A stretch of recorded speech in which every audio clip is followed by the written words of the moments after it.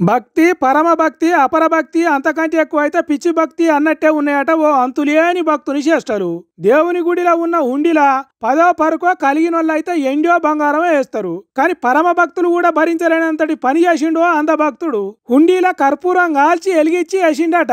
అదేమన్నా మంగళారతి పల్లెం అనుకున్నాడో లేకుంటే గండ దీపాలు వేసే గుండం అనుకున్నాడో గాని ఎలుగుతున్న కర్పూరాన్ని లోపట అయ్యంగానే ఉండిలో ఉన్న పైసలు ఉత్తగానే అంటుకొని పొగలు మంటలచుడు మొదలుపెట్టినాయట.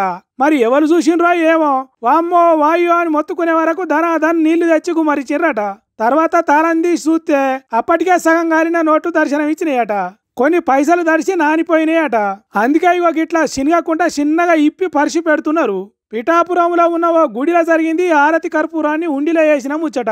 మరి అట్లా చేసినోడు నిజమైన భక్తుడా, ఎర్రి భక్తుడా, అంధభక్తుడా అనేది మనకు తెలియదు కానీ నిజమైన భక్తులు పరిశాన్ అయ్యే ముచ్చట చేసిండు. ఏందో ఏమో పోరి, భక్తి పెరిగితే ముక్తి తగ్గుతున్నది కొంతమంది జనాలకు.